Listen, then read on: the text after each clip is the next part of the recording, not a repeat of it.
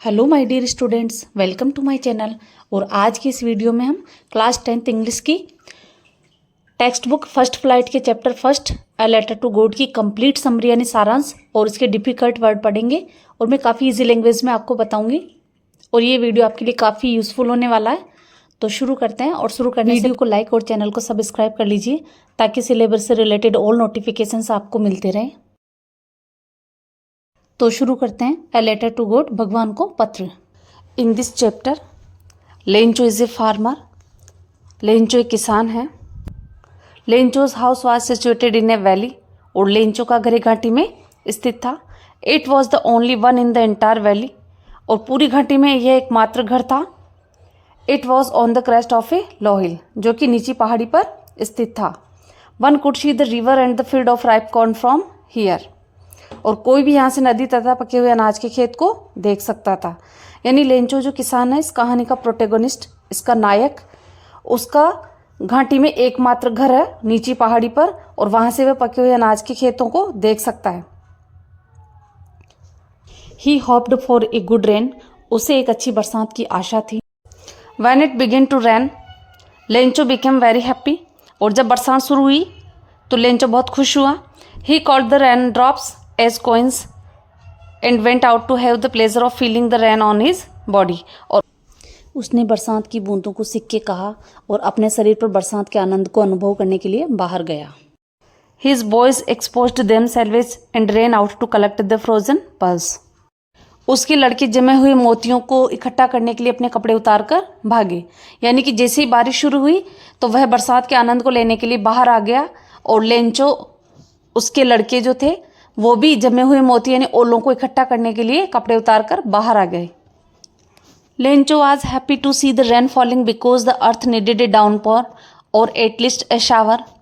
Lencho वर्षा होते देखकर खुश था क्योंकि धरती को एक मूसलाधार वर्षा या कम से कम एक बौछार की आवश्यकता थी। It was very useful for his crop, और ये उसकी फसल के लिए बहुत लाभदायक थी।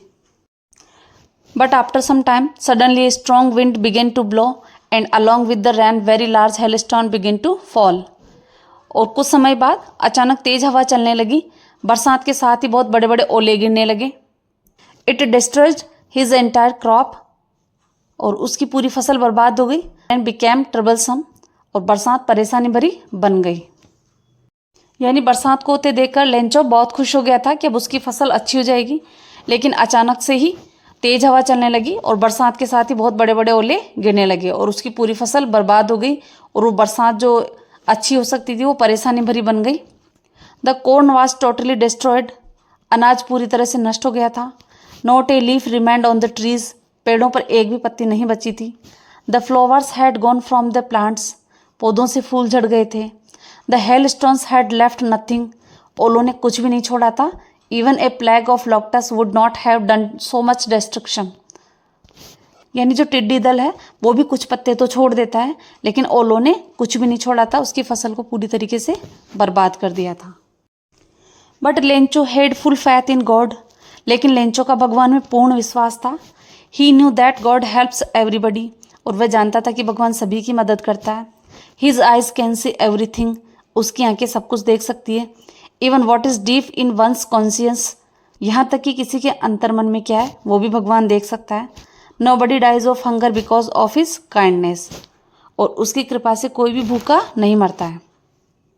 सो he wrote a letter to God asking for 100 pesos, और इसलिए उसने 100 पीसोस मांगते हुए भगवान को एक पत्र लिखा। He wrote to God if he did not help him his family and he would go hungry that year, और उसने भगवान को लिखा कि यदि वे उसकी मदद नहीं करेंगे तो उसका परिवार तथा वह उस वर्ष भूखा ही रहेगा। He needed 100 pesos in order to sow his field and to live until new crop, और उसे अपने खेत को दोबारा बोने के लिए तथा जब तक नई फसल नहीं आ जाती तब तक जीवन यापन करने के लिए 100 पीसोस की आवश्यकता थी। यानी कि उसने भगवान को पत्र लिखा था कि अगर उन्होंने उनकी मदद नहीं की तो उसका परिवार और भूखा रह जाएगा, और अगली फसल आने तक और अगली फसल को बोने के लिए उसको 100 पीसोस की ज़रूरत थी। And he posted the letter in post office, और उसने पत्र को पोस्ट ऑफिस में पोस्ट कर दिया, यानी पोस्ट ऑफिस में प्रेषित कर दिया। The post master read the letter written by Lencho, और जब डाकपाल ने लेंचो द्वारा लिखे हुए पत्र को पढ़ा, at first he broke out laughing but almost immediately he turned serious. शुरू में तो वह जोर से हंस पड़ा, लेकिन लगभग तुरंत ही वह गंभीर हो गया। The post master wanted to help Lencho so that his faith in God might not be shaken. डाकपाल लेंचो की सहायता करना चाहता था ताकि ईश्वर में उसका विश्वास नहीं डिगे। So somehow he collected 70 pesos, इसलिए उसने जैसे तैसे 70 पीसोज इकट्ठे किए। He put the money in an envelope, wrote the address of Lencho on it and send it to him. और उसने इस धन को एक लिफाफे में रखा, इस पर लेंचो का पता लिखा और इसे भेज दिया। यानी वह पोस्ट मास्टर डाकपाल, जो कि एक भला इंसान था, वह लेंचो की सहायता करना चाहता था ताकि ईश्वर में से उसका विश्वास नहीं डिगे। तो उसने कुछ पैसे अपनी कमाई में से, कुछ पीसोज अपनी कमाई में से और कुछ अपने कर्मचारियों से लेकर के 70 पीसोज इकट्ठे किए और उन पीसोज को लिफाफे में रख करके लेंचो के पते पर भेज दिया।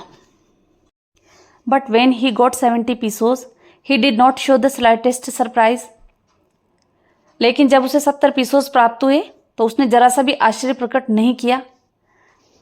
Because he was sure of getting help from God, क्योंकि उसे भगवान से सहायता प्राप्त होने की पूरी आशा थी, ऐसा उसका भगवान में पूर्ण विश्वास था।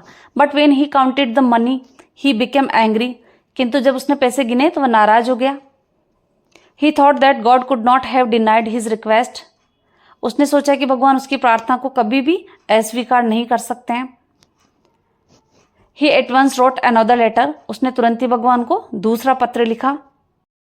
To God to inform that the post office staff was a bunch of crooks, यानी उसने तुरंत ही भगवान को दूसरा पत्र लिखा ये सूचित करने के लिए कि डाकघर के कर्मचारियों का समूह बेईमानों का समूह है। He requested God to send the rest of the money, उसने भगवान से बाकी पैसे भेजने की भी विनती की, but not through the mail, लेकिन डाक के द्वारा नहीं। यानी लेंचो को भगवान से सहायता प्राप्त होने की पूरी आशा थी, लेकिन जब उसने पैसे गिने तो 70 पीसोज ही थे, तो उसे ऐसा विश्वास था कि भगवान उसकी प्रार्थना को अस्वीकार नहीं कर सकते, तो वह उनको ही बेईमान समझ लेता है।